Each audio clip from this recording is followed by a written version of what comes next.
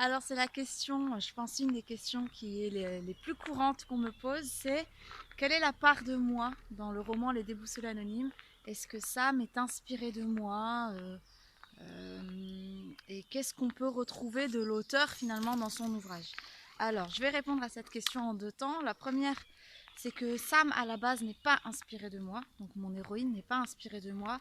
À la base, je me suis basée un petit peu sur le vécu et le ressenti d'une de mes sœurs. Donc nous, on est six enfants. Ma petite sœur, c'était la numéro 5. Et donc, les quatre grands, on avait à peu près trouvé notre voie. En tout cas, moi, je me confortais dans le fait que j'avais accepté l'idée que j'aimais passer d'un projet à l'autre. C'est-à-dire que je fonctionne...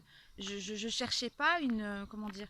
Je cherchais pas une raison d'être à ma vie. Je cherchais pas un truc qui me passionnerait indéfiniment. J'avais compris que je fonctionnais par projet, peu importe le type de projet, si vraiment ça me boostait, je pouvais apprendre très rapidement, je pouvais m'y consacrer à temps plein, je pouvais m'y investir émotionnellement, physiquement, etc.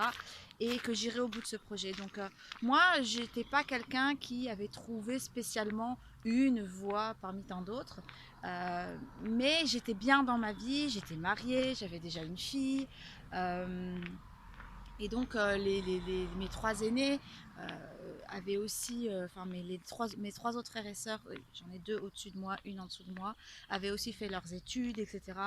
Certains avaient fondé leur famille, donc voilà. Et ma petite sœur, la numéro 5, elle trouvait pas, elle avait fait des études, elle avait été à l'étranger comme Sam, elle avait été à Manchester, c'est pour ça que je me suis inspirée de ça, elle avait fait du babysitting, enfin elle était, comme on appelle, fille au père. Elle a enchaîné plusieurs boulots, mais sans trouver le truc qui l'a fait vibrer, qui lui donne une raison de se lever le matin qui soit plus forte que tout le reste en fait. Donc pour le personnage de Sam, pour ce point de départ, je me suis vraiment basée sur ma petite sœur. En me disant, voilà, en fait, elle représente beaucoup de jeunes finalement d'aujourd'hui qui ont suivi, entre guillemets, ce qu'on leur a dit qu'il fallait faire, l'école, le bac, etc. Euh, mais qui n'ont pas encore déterminé ce qu'ils aimaient vraiment dans la vie et ce pourquoi ils avaient envie de se lever le matin. Donc voilà pour l'idée de base pour Sam. Après, les caractéristiques physiques de Sam, effectivement, c'est aussi ma petite sœur qui est très très élancée, très mince, qui a les cheveux bruns assez longs. Enfin, maintenant, elle s'est fait un carré, mais voilà.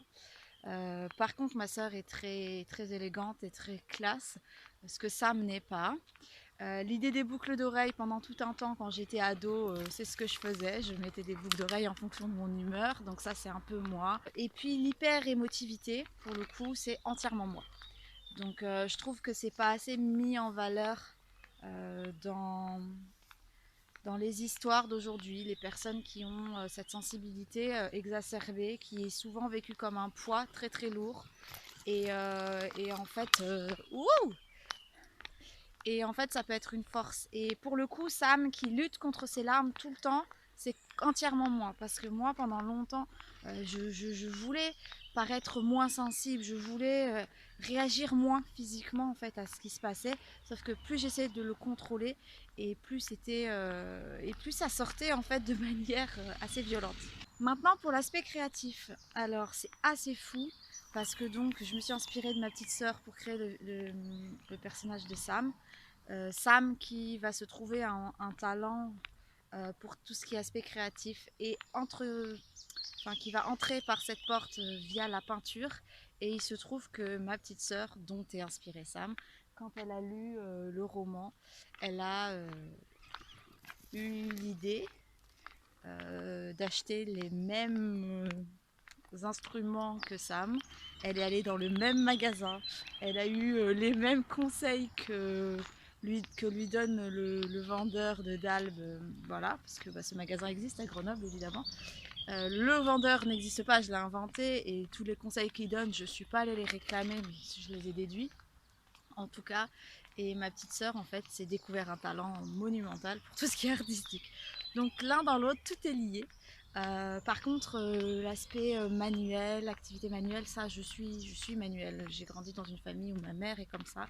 Et on avait toujours des boîtes avec plein de choses pour faire ça. Donc avec mes sœurs, on faisait ça.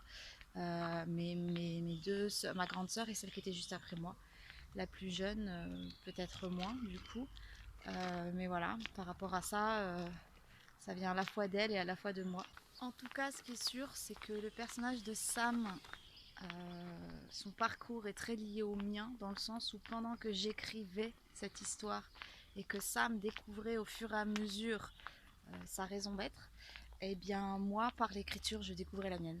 Donc c'était pas du tout maîtrisé, c'était pas du tout conscient, c'était pas du tout quelque chose que j'avais voulu à la base, mais on a ce lien, Sam et moi, et je pense que du coup j'ai un attachement particulier à elle par ce biais-là, parce que grâce à elle, et au fur et à mesure des choses que je découvrais sur elle, je découvrais plein de choses sur moi. Donc d'une certaine façon, je pense qu'elle porte quand même une part de moi, et, euh, et voilà, la boucle est bouclée tout simplement. Voilà, j'espère que cette vidéo vous a plu. Je vous retrouve très vite pour une prochaine question. Et je vous souhaite une très belle journée. Ciao ciao.